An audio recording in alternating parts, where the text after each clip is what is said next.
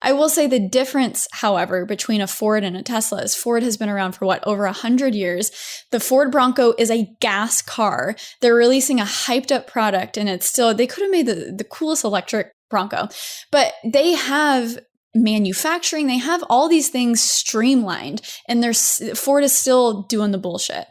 With Elon, with Tesla, with everything, I feel like you're going into it with the lens of like, oh, I'm essentially not like a beta tester, but you have to be along for like, this is the future. I feel like there are elements of it that you do like, let's hold these companies accountable if they bring out a shitty product. Let's talk about it, right? They're not special. But I feel like there's a dose of this is the future. And that means it's going to be kind of rocky and it's going to be kind of weird. And at the same time, you have an engineer as a CEO of a company. Welcome to Geared Up. I'm Andrew Edwards. I am John Rettinger. Geared Up is your weekly look at the world of technology and gadgets and consumer electronics. John, we have done it again. I don't know how we keep doing this. Week after week, it seems untoppable and it seems impossible. And yet, this is the one podcast where we make the impossible possible by somehow bringing you the best guest for that week, or just best guest in general. Oh, wow. For any podcast, right? Oh, yet, snap. That guest never tops the previous guest while still being the best guest of all time. It's never happened. And we've had some great guests in the history of the show. The biggest names on YouTube. Right. And perhaps the biggest this week, Miss Sara Dietschy. How are you doing? Woo! Oh my gosh, what a hype up. I really hope that I can deliver after that intro. Listen, you always do. You got to get people excited to listen to the show. Yeah, I'm pumped. And the only way to do that is to let them know that there's no better show to listen to this week than this one. I mean, that's just Let's go. Let's go. We don't lie. It's the truth. We got a lot to talk about. You say every week our weekly tech. We do. Your weekly stop for tech news. But in all Yes. fairness, it has not been weekly. It's been so busy that it hasn't even been weekly. We been have like 3 weeks. We have weeks to catch up on. Yes, So I'm we not do. calling you a liar. I'm just saying you've been dishonest. I mean, it's supposed to be. That's the tagline. But sometimes things get a little... I mean, I traveled for the first time in 17 months. I stepped onto an aircraft. Where'd you go? I went to New York City. Samsung had briefings for the new phones, which we're talking about in this episode. And I said to myself, you know what? Delta variant seems to be coming in pretty hot and heavy right now. There's like a little in-between section where I can go on a trip before potentially, who knows, not traveling again for another year and a half. I don't know what's going to happen. Oof. Let me just do it. I'll put 2 masks on. I'm vaccinated. I'll get a COVID test when I land. I'll get a COVID test the morning before I fly. And then I'll get a COVID test the day after I come back home, just to be 100% sure I'm not putting anyone in danger. And all was good. No problems. So I'm here. I'm alive. I have not gotten anyone else sick. And I got to get some hands-on time with the new phones, which arrived at my house the same day that I got back home. So did I even really need to go? That's what I was like, yeah, I'll just send me when the phones are out. Send me the phones. I'm kind of like, I don't know. Even when I lived in New York, I was already over the briefings. I'm sorry, people, if you're listening to this. Wait a minute. So I still love all of you guys. Still email me. But I feel like there is no going back from just people, the company's sending you the things. You're allowed to do it in your timing and your space. And you know, in your voice. I didn't like being in the nondescript location in a random bedroom set trying to capture content. I'm kind of over it. I do not disagree with you. My schedule prior to all this, living in the Seattle area, like a lot of these events happen in LA and New York, and then some San Francisco, right? So if you live in one of those two cities, you don't really have to like step onto a plane all that often. Right. I was on a plane I think like 3 to 4 times a month. Obviously, well, actually be twice that because it's a round trip. So 4 to 6 times a month. I had stayed in hotels for 100 nights in 2019. Oh my God. So that was just my life. I was just used to that. So going from that to just boom, nothing. Oh yeah, same. So I mean, even when I was in this. New York, I was taking 2 trips per month. It was insane. There's 2 months in a row where I went to Germany randomly in both months. Like I went to Germany and then another opportunity came up and they're like, hey, come back. It was like for a Leica thing. And then it was for the one in Germany. It's a big computer conference, but it was 2 months in a row. Yeah. There you go. Thank you. My brain has gone to mush this past year and a half, if you can tell. But it's so weird going from that to, you're right, just kind of like staring at your office wall, just wondering, I wonder when I'm going to see my friends. Right. I mean, I see my family and friends here in Texas. I'm not crazy, but it's just we used to see each other all the time, the squad at all of these events. And that's probably what I miss. I miss the events. So sorry for coming hard down on the briefings, but I do miss the events because that's when we can all like hang out and it's a little less pressure. I feel you. Growing up in New York City and having my entire family over there also was one of the things where I was like, you can kill 2 birds with 1 stone. Like I haven't seen my grandmother in a year and a half. Yeah, She's that's about to awesome. turn 90. I don't know. Shout out. It's so weird when it's like, not to bring the podcast down. We're going to go back up in a minute, guys. I mean, man, you guys, you came in hot here, Andrew. Hey, we're venting. We're being real with each other. We're friends. You can hear people pushing pause, like as we're, as you're talking. Listen. My grandmother's about to turn 90 years old. So I'm like, I need to see this woman. Yeah. Because at that age, it's like every time you see someone and you're like saying bye, you're in the back of your head, you're like, is it like just bye or is it bye? Mm-hmm. Let me take advantage of this potential trip to get hands-on time with a new phone and also see the fam. And with your grandma. So, yes, exactly. Hands-on time with the gram. So let's move on to some other topics. Sara, I'm glad you're here for this show. Specifically for this first one. We don't have to spend too much time on this one, but John, you can chime in too on this.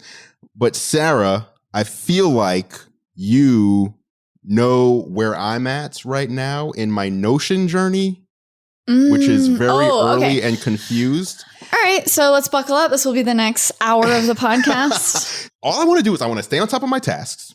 Yeah. I want to have one place where I can have my video workflow and my scripting and monitor like which sponsors are doing what and all that. And I've seen some great YouTube videos from several people who are like, look how easy this is to use Notion. I'm like, oh, you know what? You did make that look easy. Let me do this. And then I get in there and I'm like, what is going on? So am I going down the right path? Do I just have to push through or is this like... Push through. But I will say, I don't know if it's specific people where this program works better for. If you have more of a, how do I say this lightly? If you're more, I'm not ADHD, but like if you're more kind of like obsessive and ADD vibe and just your life is already random, Notion is the tool that kind of gets you obsessed with the process. So like something that has traditionally been boring for me, like setting up Asana or all that stuff, I have never actually I've gone through the process setting up, but then I never use it again.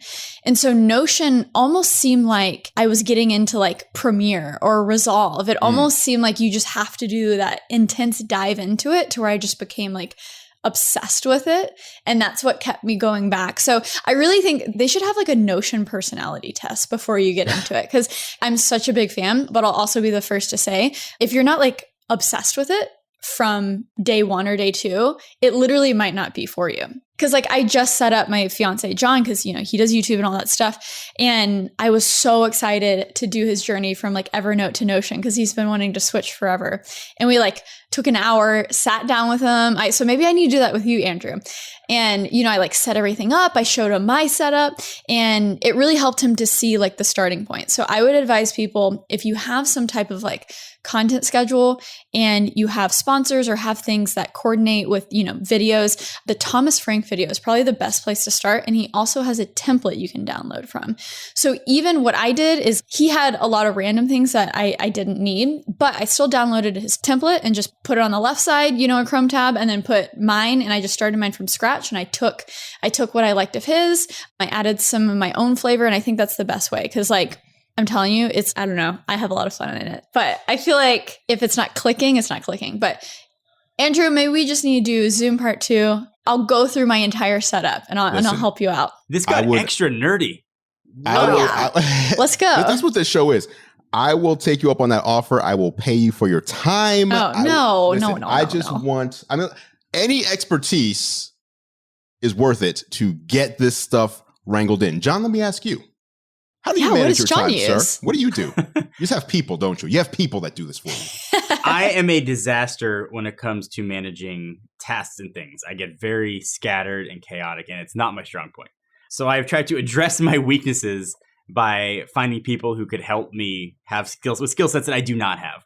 So I have fortunate enough to have a producer who helps hold my hand and say, go here, do this, submit things to sponsors, and make things simple and easier for me. I have not gotten into Notion, but now I'm relatively excited actually to try it, in all fairness. Yeah, it sounds like you might have the best strategy of all, which is I just delegate it to people who can do it better than me. That's true. You can have both. Because the thing that I like about Notion is it's really, I use it for personal things, but really at the core, it's to coordinate with the team members I have, whether it's management or an editor. You know, they know what's on deck. They keep a whole database of sponsors. So we keep track. The thing that was so annoying to me is we would make decisions for sponsors and other business decisions just on like iMessage. And then, okay, what was the link for that? Or wait, what did we decide on that? You'd have to like search through iMessage and it was just a mess. But now, like in Notion, everything is just a page, right? So for each sponsor, there's a page and there's a comment section. And now any of the sponsor decisions or, you know, sending links, everything has like a log where it's like, okay, this month's Squarespace, if we need to go back and see what our back and forth was, we go to that Squarespace page and we look at the past comments. And I know that's not unique to Notion, but then it's like how you relate things, because you can have relational databases. I'll stop after this, but the really cool thing about Notion is relational databases, and they're not paying me to say this, but essentially you can have a database of videos in your social content, and you can have a database of sponsors, and they're two separate databases. And they can have their own, you know, you can make them as complicated as you want. But then you can relate those two databases. So when you say iPhone review video and it's sponsored by Casetify or whatever that company is, you can go into your sponsor relation and you can choose from the sponsors that you already created in your database. You can click on that. So basically you can just have a lot of different, because people are familiar with like CRMs and stuff. So it's almost like you can relate multiple CRM databases to each other, which seems kind of weird, but it's actually really powerful. Okay. Insane. I want to be able to talk like you. Let's I want to talk be able about to just tech. sound like you when it comes to like, she's just so, I felt like the last time you were on the show that you started talking about cameras. And like at the end of Utah, I just go into away. rabbit holes. That's the thing, is I might not be as knowledgeable about the broad everything, you know, like a Linus Tech Tips. When I become obsessed with something, it's just those rabbit holes that I enjoy. So it might be 2 phones this year and 1 laptop and 3 cameras, and it changes every year. And I think that's what's fun about tech. And what I'm trying to encompass in my channel, I don't want to be that person who covers everything, but I want my audience to be comfortable with, okay, what does Sarah want to cover? Which I know is a little bit more risky, but you know, it keeps me busy. It might be, but I also think there's something to be said for, and I said this about Quinn, Snazzy Labs, a few weeks ago too, is when you watch someone and you know they're passionate about what they're talking about, like the specific thing, right? It's different than just, well, I like tech and they're talking about tech, so I'll watch this video, versus this person's really into this and they're pulling me in. I think there's something more to that than just a common interest. So anyway, let's move on to something that all 3 of us can probably relate to. Tesla. We all own one of these. Stock slide. There's a lot to talk about. There is, especially you, John. First, I'll give my quick update. Okay. I don't remember if I had already done this on the previous show, but I did accept trade-in offers on both my 2018 Model 3 and 2020 Model Y. Yeah, 2020 Model Y. If you didn't know, Andrew has a fleet of cars. Amazing. I know, because I was seeing it on Twitter and I was kind of confused. I was like, wait, how many Teslas do you have to trade in? So here's what happened. So I currently own a Model 3 2018 and a 2020 Model Y, right? So obviously I own them, so they're both used. The used car buyback market has exploded due to the chip shortage. Ridiculous. Insane. So the Model 3... The car that you then have to buy is going to be more expensive now. Well, no. Well, here's the thing. So the Model 3 that I bought 3 years ago, they're offering me at this point about $12,000 less than I paid for it. So in other words, once I traded in, I will have gotten to use my Model 3 for 3 years for $12,000. That's Very ridiculous. cheap crazy. lease. Very cheap. Yeah.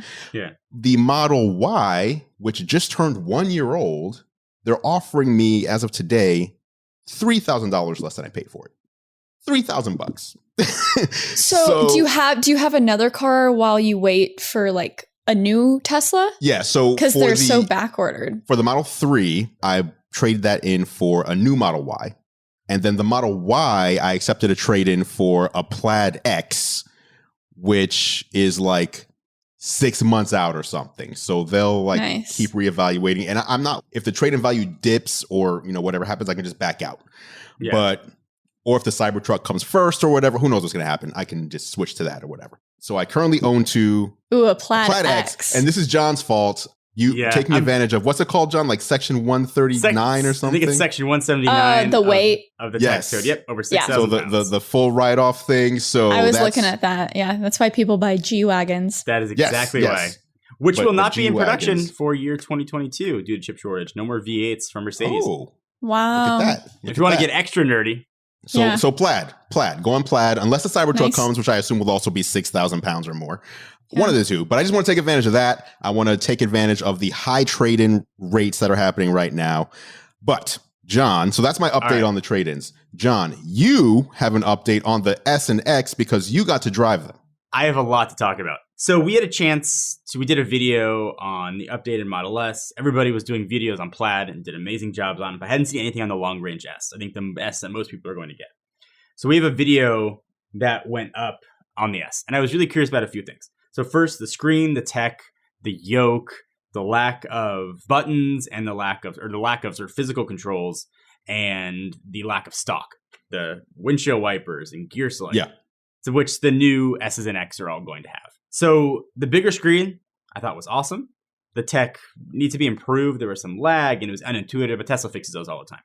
That would be not a worry at all. The yoke steering wheel, while looking very cool, I could see that potentially being relatively unsafe in quick maneuver instances. When you have to move quickly, there's nothing to grab onto.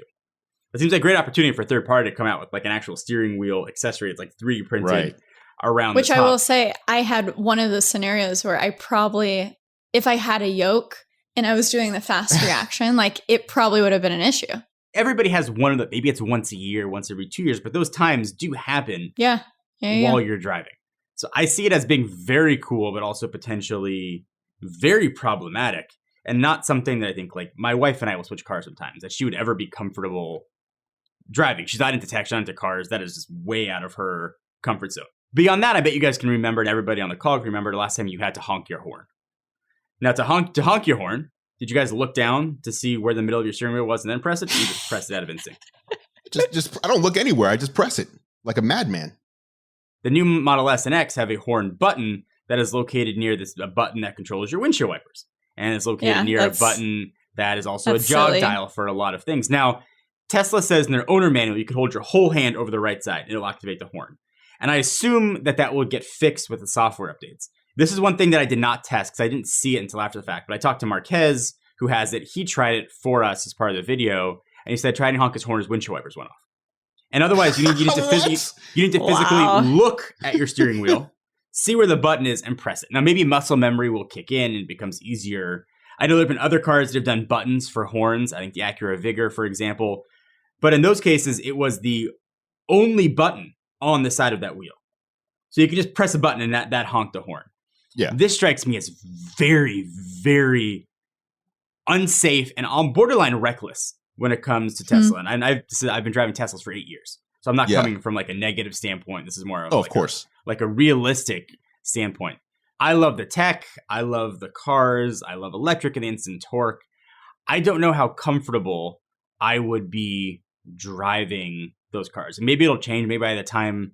And how is the shifter? Because I'm like watching a little bit of the video now, and it looks so stupid. Oh, the automatic shifting? The way you have to drag if it doesn't get the automatic shifting correct. So that's in beta. Okay. It was another step, but it did work as advertised.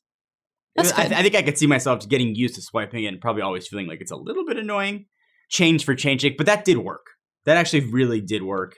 We did tests where we had like people in front of the cars and how the auto shift work and that kind of stuff. The yoke and the horn button. I know people, I mentioned this before, and in the video, people ripped me in the comments. They're like, it's not a big deal. You're insane. People who haven't driven it, even though you have. Yeah. But for me personally, and talking about cars that are six figures, I'm not comfortable. I don't think I would be comfortable driving that. And I have a Plaid X on order, and I have a regular long range X on order. And I'm hoping that by January, when those orders will potentially come through, if I still haven't got another car, that these will be addressed. And maybe holding your whole hand over the side of it will address the issue. And that's the same as pushing the middle. The yoke is going to be what it's going to be. I was very surprised by those two things negatively.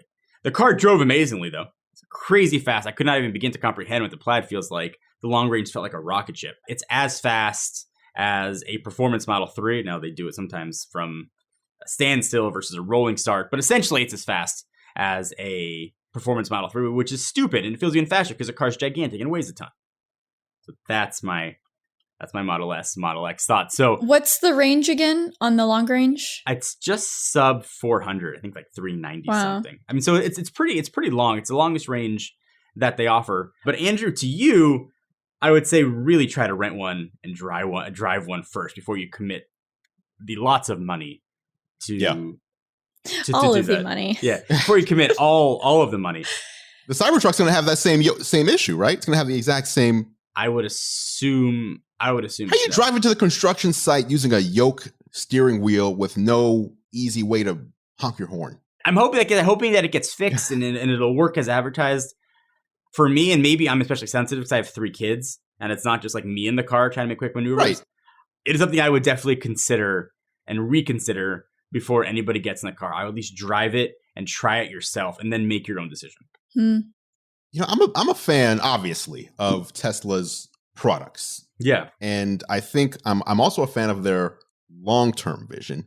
Absolutely. But I often feel like they do things just a little bit prematurely. The reason for the yoke but then by the time it comes out, it won't be premature anymore. Right. But today, if I need to honk delayed, my horn 2-3 today, years. Yeah. Hey, warning, I'm about to hit you or whatever. Oop, there just goes my windshield wipers. That's cool. I'll hit you. Yeah. At least there's nothing on my windshield now. They're preparing for the future where we don't even need to honk. Correct. Yeah. But in the meantime, we do. And also, like what John said, when he said the gear shifter feels like it's beta, gear shifters have never felt like they're in beta ever until now. It is. So it's not the gear shifter. It's the auto shift feature. The auto shift. That's in beta. Okay. So the gear shifter did work even if it's annoying to use, it worked like it did work exactly as advertised. Okay. Sarah, how are you liking your car? I love it. There's been, so I have 2021 Model Y, and I got really lucky because it was exactly during the time where like the first person received the new console or whatever. That was kind of the matte finish. And I was scheduled to get my car around that same time. So I was like, oh no, if I see piano black, I might send it back. Yep. But yeah, I love it. So I had the updated interior and like, okay, so my first and only car before this was a Honda Element, which is just like a cube, right? So I'm not used to having a car that's fast, and it is so much fun. I have the Model Y long range and I'm having a blast, so I can only imagine the people, like I haven't been in an S Plaid yet, so I can only imagine what that feels like. Because every day when I get on the road, I'm just like, this is so much fun. I would not give my children a Tesla because it's like, I feel like, oh my gosh, if I get it now, like the boys getting sports cars and how dangerous that is. Like I understand why their insurance is so expensive. You could lock the speed though. Yeah, with the valet mode. Speed. That's very true. I'm having a blast. But yeah, what's so funny is I got long range and I probably would have been fine with the performance. I probably would have actually gotten more joy out of even going faster and not needing the extra miles. But that might change if I was in like a single family home and I can get the charger, but I'm in a condo. And so I have superchargers close to me, but at the moment I can't just charge overnight. So I'm so last minute with things that I'll only sit at the superchargers for like 20 minutes and then I'll just go where I need to go. So I'm literally only charging up most of the time to like 180, 200, which is hilarious because I have that 340 capacity. But I'm sure that would change again if I had my own garage and stuff. But for people I feel like that are maybe on the coast that don't have that, I feel like the long range might not even make sense. And superchargers have gotten so quick. There's one in my area that's I forgot what level they're on now. The third gen one. Yeah, it's third gen, and it is so quick. Oh my gosh. Like I sit there again for 20 minutes and it can almost fill up the entire battery, which is just insane. So that gets me really excited. But yeah, I love it so much. It's the one thing I've been going, again, through a lot of changes, moving from New York to Texas. And we bought a condo and I bought a car and all this stuff. And the Tesla is the only thing that hasn't been a headache in my life. And I don't have to worry about anything. And I love, like, John, he's already had to like change his oil in his car and waited at the dealership. No. And I'm just like, I don't know what that's like. Was it weird getting a Tesla in Texas? For those that don't know, Texas has probably the most stringent dealership laws in place where Tesla, you have to leave the state. They can't actually sell cars. They can service them, I believe, but they can't actually sell cars inside of Texas.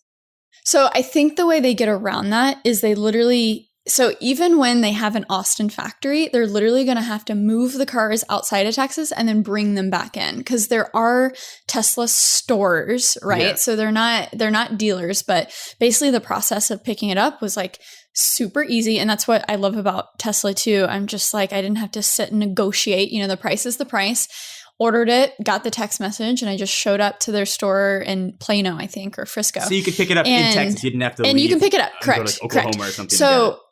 So the thing that they can't do here is the delivery. So I know in other states you can get your Tesla just dropped off at your door, right. But they're not allowed to do that. But yeah, I just went to one of their stores. It was, it's such a funny experience. You walk in, they go to the parking garage and they're like, okay, here you go. And I'm like, okay.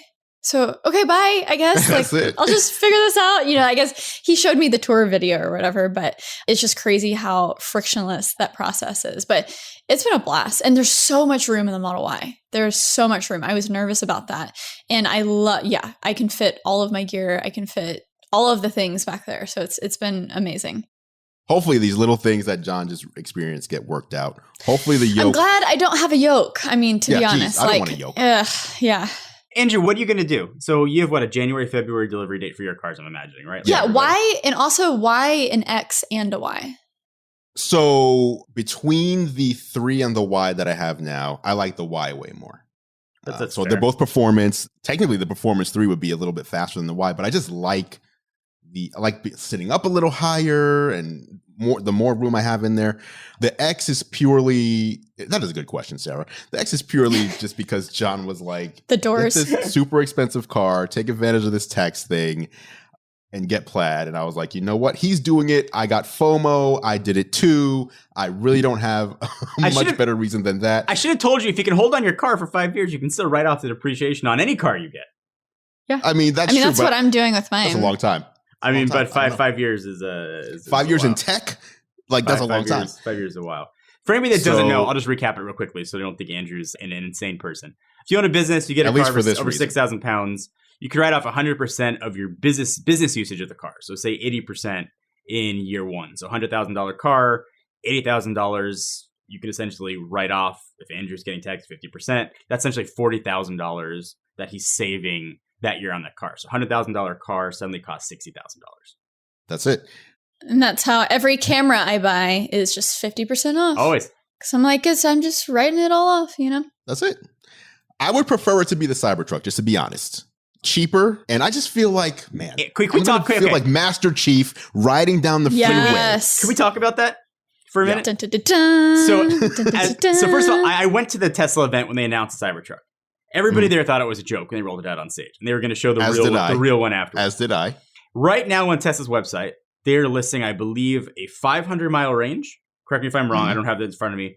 500-mile range, tri-motor for under $70,000. Is that correct? No, it's like 70-ish. Just like 73 or 79. So say under $80,000. Yes, under 80. The current model, the current longest range Tesla is the long range Model S, which I believe costs over $100,000. Mm-hmm. In no world, there is either a massive price hike coming. Here he goes. On that Tesla Cybertruck, or is going to be insanely delayed because the battery packs are, obviously they said 2022 already, it's been pushed back, it's not coming this year, are not ready. And if I was Tesla and I was running a business, I would put those battery packs, which are already supply constraints, in my highest volume or my highest profit margin cars, which is definitely not going to be a new production line of the Cybertruck. I hear everything you're saying. This is my answer, and I don't know if this is correct or not. Okay. This is just my guess. The Cybertruck body is so much cheaper. It doesn't need paint. That's what I was thinking. It's just, there's no, it's so cheap. I think that's where a lot of the cost savings is. And the process is hopefully more seamless. And then the truck. Will this be will this be, pickup trucks are the best-selling trucks or best-selling vehicles in America. Absolutely. So will this become, if not their number one bestseller, maybe their number two behind the Model Y, and therefore that's why they do it. They make it up with volume. I think yes. I think it'll outsell everything else except for the Y. I think despite the looks, people are going to be flocking to it. Even if it's 30%, 40% cheaper than any other car they make, the first one that rolls off that line is probably $1 billion car. And every other, just as far as the cost that goes into that. Yeah. And then every car after that, the price decreases. So they're not going to achieve these economies of scale for probably a year or two. So I don't understand why they wouldn't already put it in a car, the batteries in a car. They probably will. I think that's the thing. They push it to 2022, but it's not coming out in 22. Right? If you're lucky, it'll probably be 23. Don't say that. But that's the thing we've been following the journey. It's you can't have expectations for Tesla. Occasionally I might have expectations for their stock because I'm 15% in that, but it's just I have no expectations for them in terms of dates. I think and so that's probably true. My heart hurts. That's right fair. Yeah, they're going to do what they're going to do. I don't think that they'll price hike because they will have people with pitchforks at their doors, but I feel like they're just going to delay forever if they have to. So using precedents, they've already price hiked the Model S and the Model X twice for people that have already... But that's their higher clientele, though. You think they're going to do that for the truck? I don't know. Maybe. If they're willing to piss off their higher clientele, I think they are very willing to piss off people who just put down a $100 deposit. Right. Speaking of which, I'll touch on this real briefly and then we'll move on to the next topic. The price hike. Have you guys seen that people who already pre-ordered an I know where you're going with this. Oh, okay. Are now being told, hey, your order's being delayed, but if you if you add $10,000 if you accept this $10,000 price hike now, we will get you your car within the next month or two versus 6. That's such bad. It's such that bad is terrible. Well, okay. But can I compare it to another person in the industry? Have you seen what they're doing with the Ford Broncos at the dealerships? Oh, it's horrible.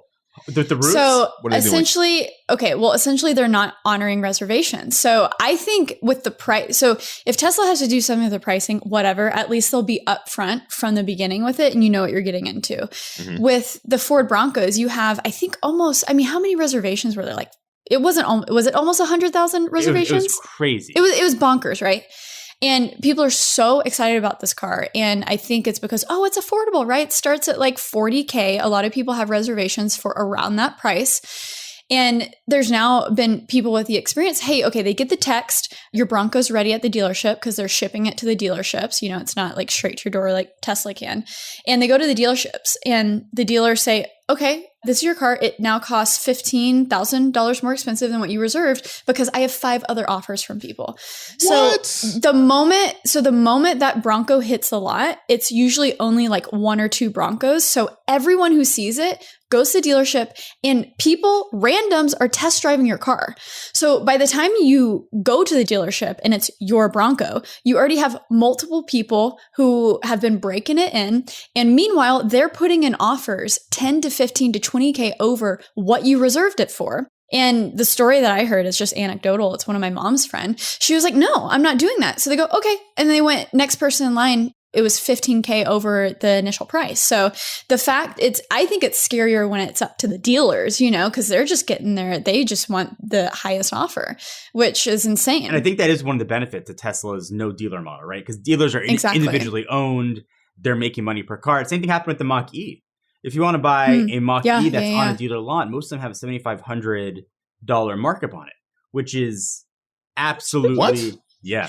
Which is absolutely absolutely insane. Which they'll probably say now the tax credit. I think they're one of the only EVs that are going to fit in that super strict new tax credit, which is insane. I mean, they've literally limited it to, I think, cars under 40K and people with incomes below 100K. Wait, what? I didn't know about the income part. Oh, it's insane. It's insane. I'm like, okay, so first of all, you have to find an EV under 40K. Okay, good luck. Doesn't exist. And even if you do, okay, so say you're buying a $39,000 EV. Yep.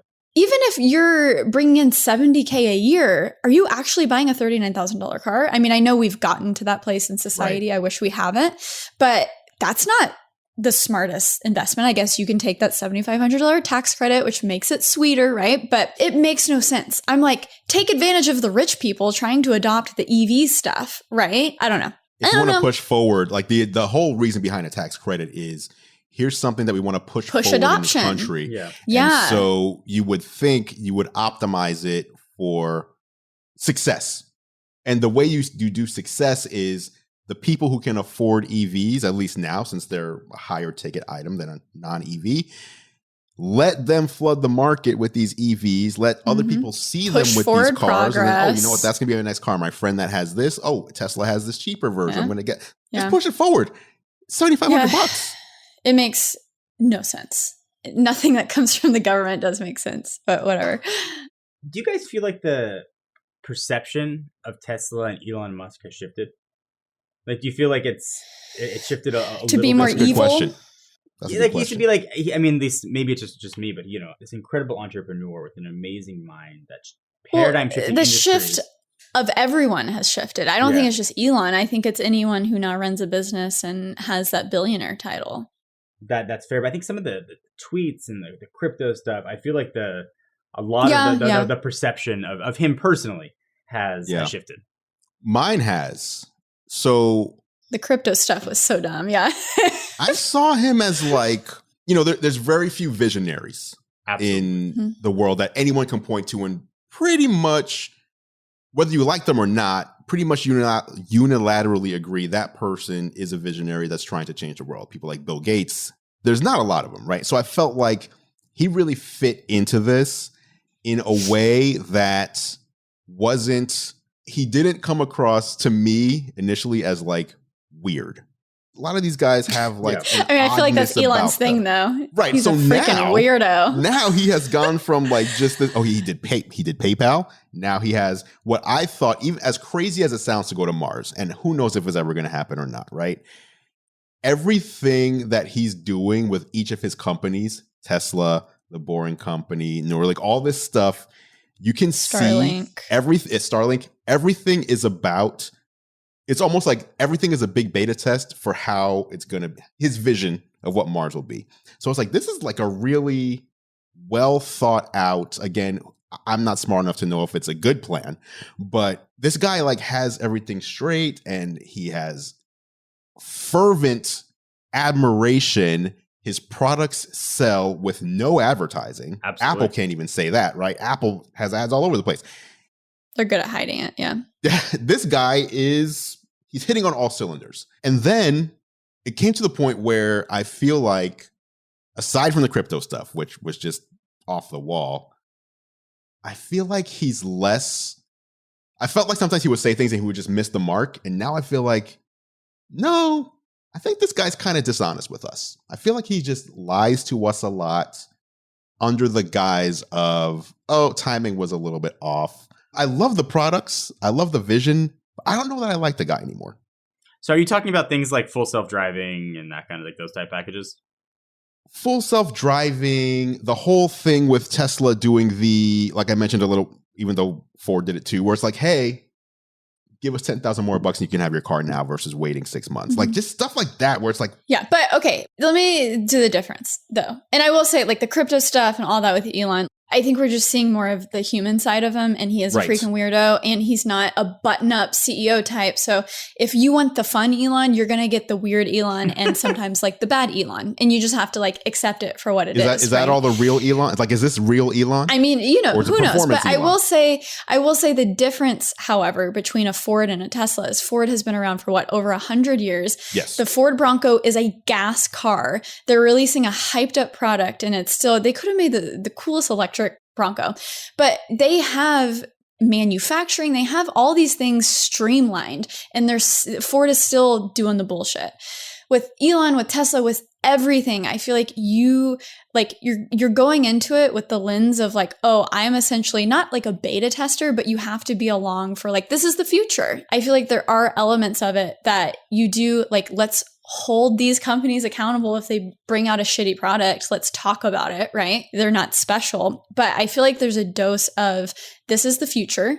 And that means it's going to be kind of rocky and it's going to be kind of weird. And at the same time, you have an engineer as the CEO of a company. So he's not the MBA type person who's going to be perfect and say the perfect things and all of this stuff. And I don't know. I just see the fact that he's actually a doer and a maker. I think that's what lends to the messiness of it all. Because yeah, a lot of times I'm just like, what is he doing? Yeah. Right.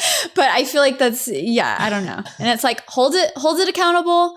Hopefully it gets better. But at the same time, I feel like it's just a part of the journey. Do you both think that when he says the Model 3, the Model Y, the cars that they make today are fully capable of level 5 autonomy, that he is being truthful? I think in his mind, he is 100% being truthful. Okay. I really do. I don't think he's intentionally lying. I don't think he has the EQ to be mischievous like that. I feel like he's so binary. I don't know. I agree. And I'm talking to somebody who bought the full self-driving package now 6 years ago for no reason. And I didn't buy it because I knew. I mean, which was the smart. I'll take the subscription. I do want to say to partly contradict sort of Sarah's thing a little bit. I got one of the first Model S's 8 years ago. And I knew I was beta testing. I knew I was testing something new that I wanted to be a part of the shifting of cars and automotive and technology. And the Model S originally came out, I think, now almost 12 years ago. So I probably got the car 9 years ago at that point. And I was okay with that. You have a car manufacturer now who by market cap, and that's not the end-all be-all, but just by market cap, is the largest auto manufacturer in the world. And they do more than I manufacture cars, but that's one of their main businesses, the largest in the world. And beyond that is a publicly traded company. And you have a CEO who is absolutely a doer, absolutely a visionary, and absolutely a maker. But now you've got real money at stake for a publicly traded company. And when he tweets, beta download button 2 weeks away, 8 months ago, that moves markets, right? Mm-hmm. When he tweets memes about Dogecoin, that moves markets. Now, he's free to do whatever he chooses and wants to. It's a free country, and within the confines what the SEC allows, he can do what he wants. But it does seem that there is a bit of recklessness and the rebellious streak, which I think is what a lot of people like about him, sort of the middle finger to the establishment. But there's the negative side of it. It's now a publicly traded company that has employees and has shareholders. It's sometimes tougher to be on board with Tesla than it is maybe the legacy companies that are innovating significantly slower. And now 12 years later are just finally starting to catch up to what that Model S did when it first came out 12 years ago. But I will say, so what we're talking about though, with being kind of iffy and him tweeting out, it's that full self-driving. When that shoe drops, that's going to be insane, Absolutely. Right? I mean, that is so in the future. But I will say, compare it to other legacy automakers. Like the other day, I was in Autopilot. I don't know if you guys saw this on Twitter, but I had a first-hand experience of the obstacle collision avoidance where my car, even though I was tugging on the wheel in the opposite direction, said, "No, Sarah, you don't know what's best," and literally cut the difference between the car on my right and a bumper in the middle of my lane. And literally just like potentially saved me, but definitely saved tens of thousands of dollars of damage to my car at night at 11 p.m. It was mind blowing. So I don't know. I feel like I take obviously and that's again why I didn't buy the full self-driving package for $10,000, because guess what? Now you can get the auto change lane and the summon for $199 a month if you want. I always knew that was coming down the barrel, and I was like, I'll just do that instead of $10,000. So obviously I'm very skeptical with my purchases, even with Tesla, but the stuff that works.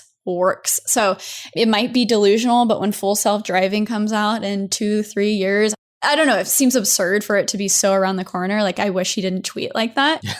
But I'm like, okay, when it drops, and I'm sure they're dealing with a ton of regulators and things, I have a crazy amount of confidence that it's going to work like the stuff that works in our car now. I mean, I hate the yoke. I hate, some of the things that you said, Jonathan, about the new cars. It's like time will tell, but the Y and the 3, I don't know. I feel like we've seen the culmination of those 8 years in action. And I don't know. I think the company as a whole, they're doing some amazing futuristic things. Thinking about what you guys were saying earlier, what the things he says, and I was just thinking of like Steve Jobs a little bit ago. Like when Steve Jobs would say something that would change, he was usually saying, it was the opposite. He would say something that people wanted, and he was saying, no, we're not going to do that. Yeah. And then 2 months later, okay, fine, we'll put video on the iPod. You want video on the iPod? Here's video on the iPod. Versus we're going to put video on the iPod in 2 months, and then 8 months later, comes out, there's still nothing. And when you said, I believe he's being truthful in his mind, I think I believe that too. But then that means he's uninformed about his own company. If you're so wrong so many times. I literally think I think we can relate to this. Okay, before we had management, before we had all of the structure that we have now as YouTubers, when I see Elon, I see a YouTuber who just went viral trying to figure things out, and they're brilliant because, hey, they know how to use the camera. They know how to be the talent. They know how to edit. They know every aspect. And that's why they're so good at their job. But the difference is I feel like he likes it that way. So I really feel like the long-term solution is they have to find like an actual CEO for the company. Yeah. Elon is just the president of Tesla, salt, boring company, SpaceX. I feel like there does have to be a middle ground. There does have to be eventually realistic expectations. That's a good point. Super long segment on EVs. Very interesting. I didn't expect it to go that long, but that was great. Let's move on to the other topic that's a big one this week.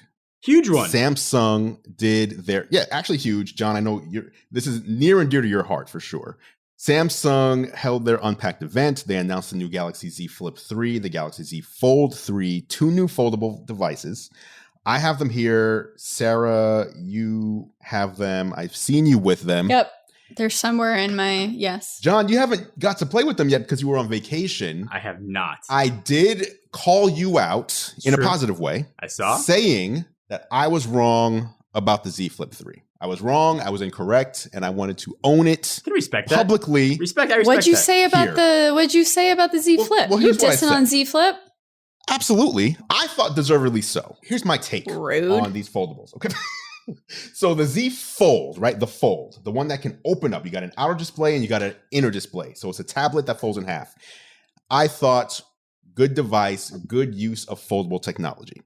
The Z Flip, to me, where's my other phone? The original one you're talking about. No one can see this but Sarah, but yeah, Z Flip. The only thing that this does that's unique is unfold and fold, right? The second you're done unfolding, this is a subpar version of the S20 or the S21. Subpar. The second you're done. Here's why it's cool. That half second is what makes it cool. You fold it up, you unfold it, but then the specs are underwhelming. It's the same thing for the Fold when you unfold it. It's super underwhelming when it's folded, I feel like. Well, you know what? Well, here's I was talking literally exact opposite views. I was talking specifically about the power of the device. So the original Z Flip compared to the S20 at the time, which was the current Galaxy S, the Z Flip was basically an S10. So because they went from 10 to 20. So you were using last year's technology just to get something that folds that was kind of cool for half a second. This year, it's basically spec for spec an S20, S21, and it's launching at the same price that the S21 launched at. So now $999, you can get an S21, or $999, you can get the Z Fold 3. Same processor, same RAM, same cameras. Not the same battery life, but it's much closer this year to being reasonable versus costing $200 more last time for something that was way less capable. Yeah. That's my story. I freaking love the Flip.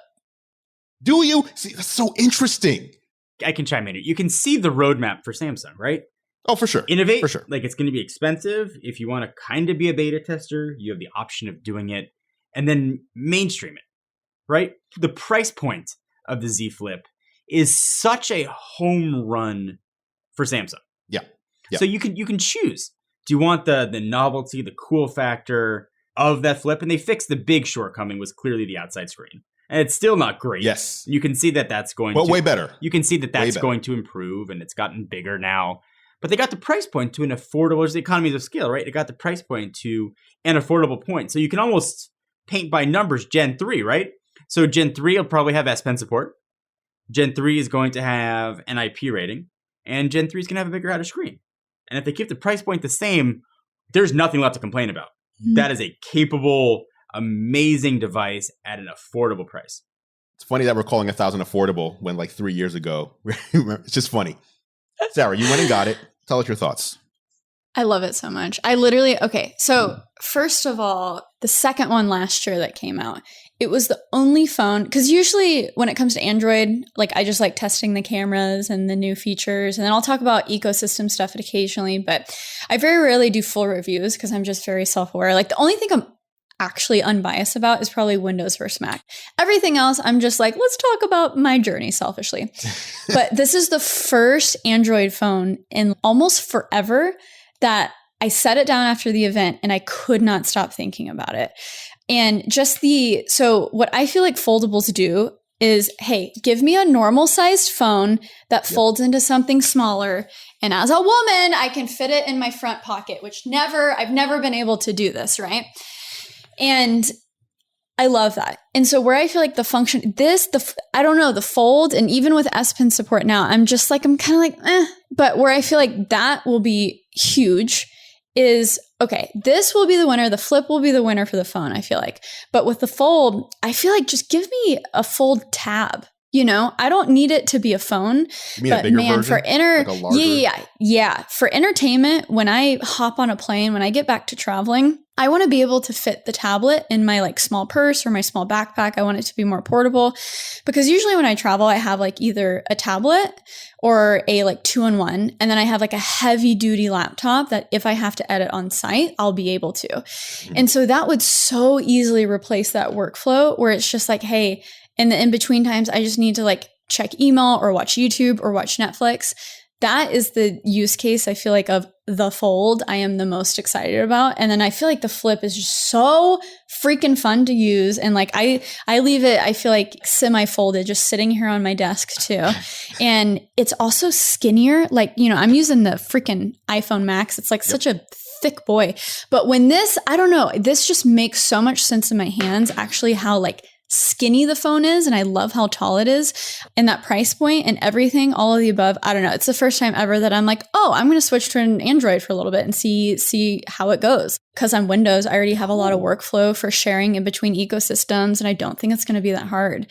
And it just gets me so excited. Like, can you imagine an iPhone version of this?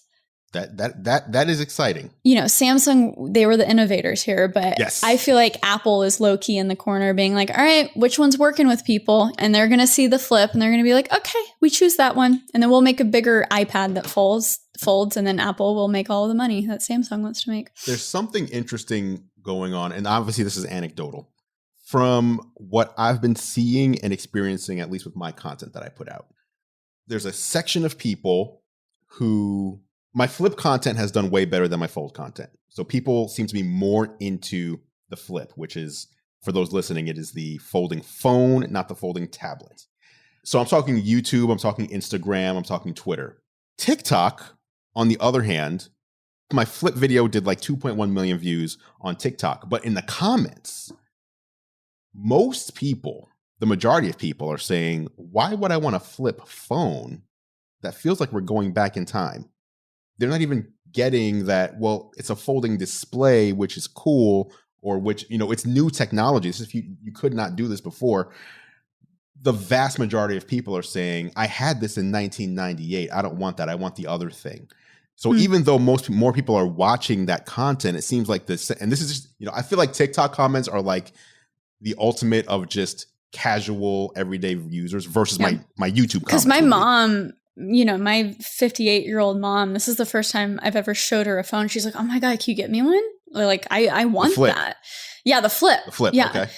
And maybe, I don't know, I'd be interested in terms of the women demographic who are buying this too, and also who they're using to promote. The heavy BTS, using BTS, using Millie Bobby Brown, using all of these people. It'll be really interesting. And also, like, it's so funny. I feel like it's also reminiscent of like a makeup. Yes. I don't know. I don't have the words. Yeah, the compact. And I've been seeing content of literally, this is almost like a built-in pop socket of you set it down and you have a good, you have more vertical real estate. You can use the mirror and the guy. I don't know. I just feel like it might be the first piece of tech that like you might see a lot of women gravitating towards it. Almost optimized for women.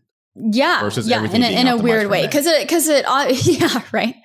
And it obviously works for everyone, but it's just the way they're marketing it too. And which honestly gives you, I don't know, you also wonder, man, if just devices were also marketed differently, maybe you would just have different demographics because you're marketing it differently. John. I mean, listen. I need you to chime in. I love, and having not held the devices, I love that there's a discussion of different form factors aside from which rectangle do you like better. Exactly. Thank God, I think right? that is absolutely amazing. I have been on my hill for foldables since I first touched the very first fold, which is Ultimate. Our podcast we did in New York, like 2.5 years ago. We were at that event. And that was I just sold Techno Buffalo. That was a whole other story on that one. Yeah. I'm a huge proponent of what foldables represent as something different in the space. And I think it's amazing that Sara likes the flip and Andru, you're digging the fold. Like, there's choice for what you want. And I think that's something that only is Apple missing, but it plays really strongly to Android's strength. And Sara, I mean, for the most part, you edit on Windows. I mean, Samsung and Microsoft work together. There's an app that'll literally mirror your phone on the screen. That transition for you would probably be completely seamless. I think we're at the point where maybe we're one generation away from these really being a mainstream thing. And that's amazing. What's frustrating as a reviewer is people who have never used the devices forming very strong opinions on it. That crease is horrible. I don't want to, like, have you used one? No. Well, how do you know? I just know. The visceral reaction that people get to these things is staggering. And it's why we have jobs, though. I mean, that's fair. But I mean, you're talking because they come over and they're like, I mean, you're talking about the flip, and you're like, you're not just getting a worse version of something that you already have. You know, like Sara said, you're getting something that's usable for her. You know, she can put that in her pocket, whereas the big rectangle didn't fit. That's cool. That's awesome. So I was looking at it, and I was improperly looking at it from the perspective of everything you do with your phone, you do in this form factor. Yeah. Which is not untrue until something comes around that changes the form factors. Correct. And so now when you can fold it in half and lay it down on something, for example, that's something you just can't do with any other device. So there are use cases here that the foldable display provides that you just don't get elsewhere. Ultra interesting versus Apple or anyone else.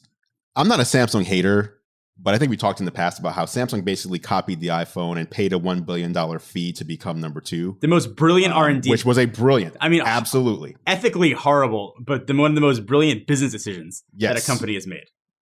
Yes. But in this case, I feel like these foldables, this is Samsung's. Yeah, this is them stepping out into the spotlight. You cannot point to anyone that they copied here. Anyone that does anything after this is going to be seen as copying them, and probably rightfully so. They have made this category. They're perfecting this category. Apple may release something and may do the thing Apple does where they kind of sit back, they observe, and they release something that brings something new to the table in a way that wasn't there before. But even then, I think the average person on the street, there's Apple copying Samsung now. Samsung really has kind of made their mark with this technology. Besides AirPods, though. I feel like that was the first thing in a while that Apple was like, no strings between earphones, you crazy people, Bluetooth earphones. And then everyone in their freaking, I don't know, it's overwhelming the amount of AirPod copycats we now have. And they all suck in comparison. It's shocking. It's hilarious.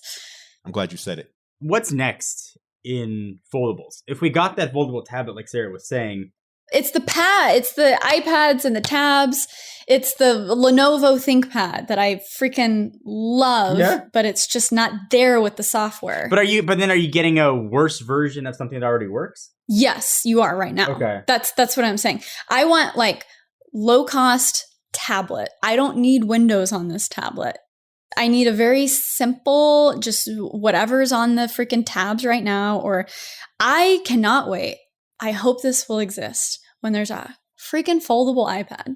Because a lot of the things that I do with the iPad isn't super complicated. I'm not one of those people that needs Logic or Final Cut on my iPad. I use the iPad as a content consumption device and also as like a controller for apps, like my home apps or my lighting apps. And so the moment that becomes smaller and more portable, even more portable than it is now, man, I am so excited for that future, if it'll come. Do you need the display to fold? In other words, for the things that I appreciate the portability of, yes. Or like two screens like the Duo? Is that what you're talking about? Yeah, so I was thinking like two screens like the Duo, but without the split. When you unfold it, the displays basically, to your eye, become one. So they look like one display, like they basically touch. I would say yes. Work for you? Because I feel like I don't like the Duo. Yeah. So what Samsung's doing that. Basically, my ideal world, if I could just, hey, companies do this, would be just like phones that get smaller and tablets that get smaller. I don't need phones to get bigger and tablets to get bigger. So get smaller by folding. That's my thing. Yes. Which means smaller. They can get bigger. Make it bigger. You can make it bigger if you can fold it to put it away, right? Like this phone, this is the fold, is bigger than the average phone, but you can fold it and put it away and it gets smaller. Yeah. So, I just think that middle ground, I don't necessarily care about that much. But this would be the iPad. Bigger though. Bigger. Okay. So not an iPad because it's mini. like, I want, exactly.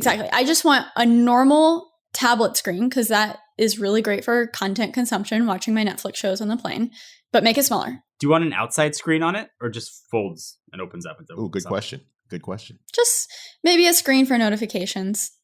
And then that's it. I feel like I don't need the fold, I feel like. Okay. But of course, John, this is just like what about you, Sarah John? Needs. Who cares what I don't know. I love that this is a discussion, though. I don't know what I want. The future of foldables. Yeah, I don't know what I want. You feel like you should be the guy that have an answer here. I love all of these. In all honesty, I want to try every version of everything. I want to try Sarah's version of a tablet. I want to try my version, or what I have in my head of it folding with the screen on the outside.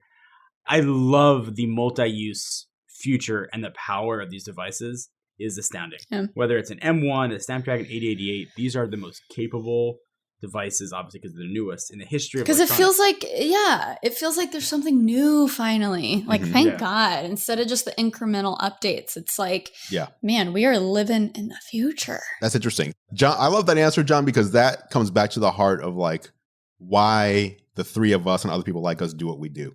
At the end of the day, I love it. Consumer electronics. We love we just want to try stuff. Yeah. We're interested. We're passionate. So I'll accept that answer. That was a very good way to put it and a good way to end the show. John, thank you. Sarah, thank you for taking the time. Thank you. To be here. Of course. Thanks for having me. Don't forget that you offered to walk me through Notion because I have not forgotten that and I would love to do so. We'll make it happen. Where can people find you? You can Google me. Sara Dietschy rhymes with peachy, so you can just Google Sara Peachy, and I will be there. I have a YouTube channel, a Twitter feed that I have a hate-love relationship with, and an Instagram. So, at Sara Dietschy everywhere. Sarah, thank you. Of course. Thank you, guys. That was fun. And that is it for this edition of Geared Up. Thank you so much for listening. Of course, you can catch John and I on YouTube. I'm at youtube.com/gearlive. And John is at youtube.com/John4Live.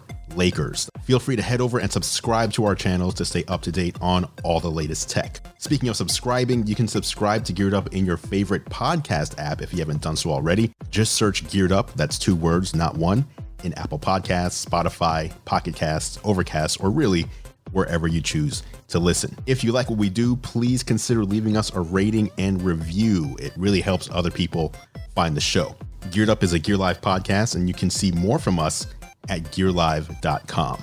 Thank you so much for listening. For John Rettinger, I'm Andrew Edwards, and we'll catch you in the next episode.